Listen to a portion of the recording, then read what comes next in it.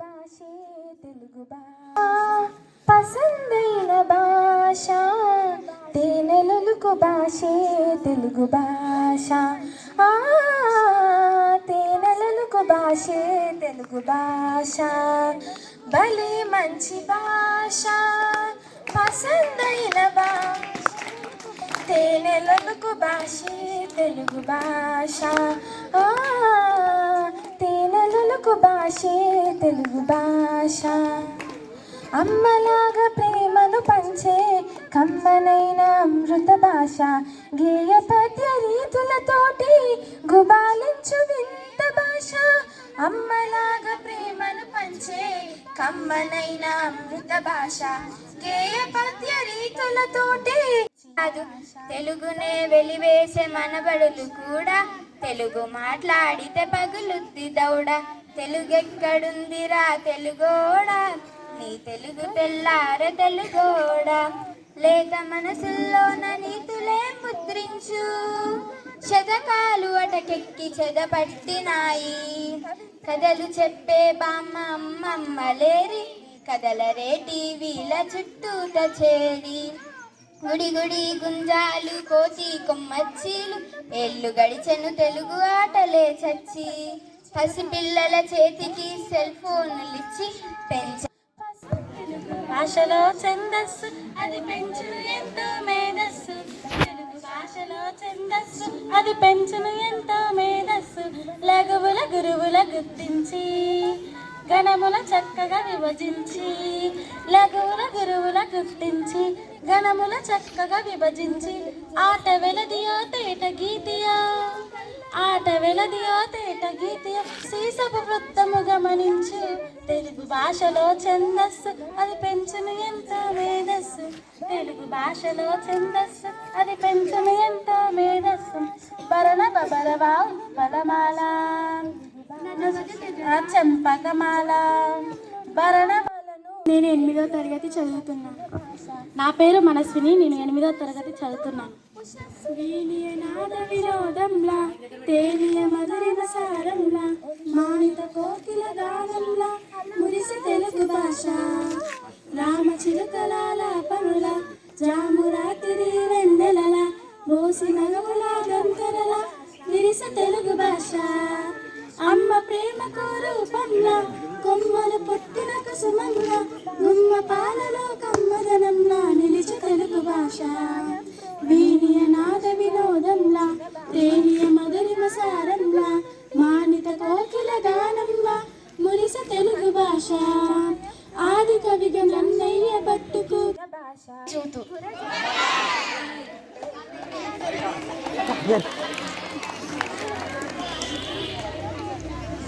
ఎవరు వాడు కాకరకాయ అనేది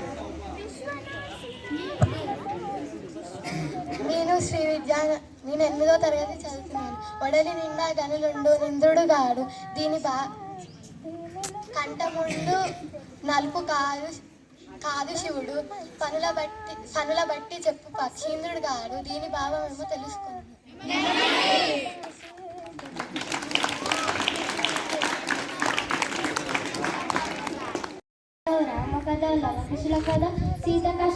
ఏందక్క ఈ కథలన్నీ పాతగా అయిపోయాయి కదా, కొత్త కథ చెప్పరాదు? పాత గిలాసులు పల్లాలు బంగారు గొలుసు అన్ని తీసి బయట పారేస్తావా? ప్రతి వారికి ఇదో ఫ్యాషన్ అయిపోయింది. కొత్త అని అరుస్తున్నారు కానీ కొత్త అంతా పాతలో నుంచే కదా పుట్టింది. అరే నేను ఇప్పుడు ఏమన్నానని కరెంట్ షాక్ తగిలి నా కాదు ఎట్లా అట్లా అరుస్తున్నావు? పాత అంటే రోతని నేను అన్నానా? కాలం మారినాక ఇంకా మనం పాతలోనే బతుకుతున్నామా? ఎలక్ట్రిక్ దీపాలు వద్దని ఆమోదం దీపాలు పెట్టుకుంటున్నామా? బస్సులు రైళ్లు కొత్తవని ఎడ్ల బండి విన్నే ప్రయాణిస్తున్నామా? ఒరే తమ్ముడు చెల్లి మీరు ఇట్లా అనవసరంగా కొట్లాడుకొని రసపాన చేయకండి. తమ్ముడు అన్నట్టు ఈ రోజు మనం కొత్త కథనే చెప్పుకుందాం. మంచి పని అయింది. చాలా ఈ రోజు మనం చెప్పుకోబోయే కథ సీత ఇష్టాలు. తగడ తగిడ తగ తరికిడ తరికిడట ఇది పేద ఇంటిలో పుట్టి పెరిగిన పైడి బొమ్మ కదరా. తందాన తానా పేరు పొందిన చక్కనమ్మ కదరా. తందాన తానా తందాన తానా పేరనిచ్చే వర్తమాన కదరా.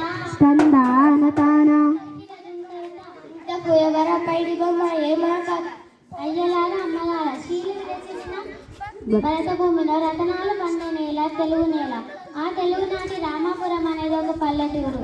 ఆ పల్లెలో శివయ్య గౌరమ్మ అనే పేద దంపతులు ఉన్నారు. ఆ దంపతులు కలిగిన తొలి సంతానమే సీత. సీతను బడికి పంపాలనుకుంటుండగానే వాళ్ళకు మరో పిల్లవాడు పుట్టాడు. సంతానాన్ని ఇక్కడికి ఆపేద్దామా వద్దా అని వాళ్ళు మదన పడుతుండగానే వాళ్ళకు మరో కూతురు పుట్టింది. ఆలస్యం అమృతం విషయం అంటే ఇదేనేమో.